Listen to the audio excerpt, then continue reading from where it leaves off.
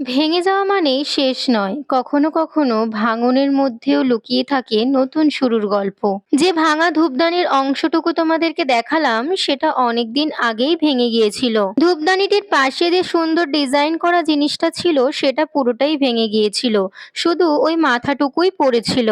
আজ সেই ভেঙে যাওয়া ধূপদানিটিকে একটু মাটি, একটু যত্ন এবং অনেকটা ভালোবাসা দিয়ে আবার নতুন রূপ দেওয়ার চেষ্টা করলাম। ধীরে ধীরে তার সৌন্দর্যতাকে ফুটিয়ে তোলা এবং তাকে বাঁচিয়ে তোলার আনন্দটা বলে বোঝানোর নয়।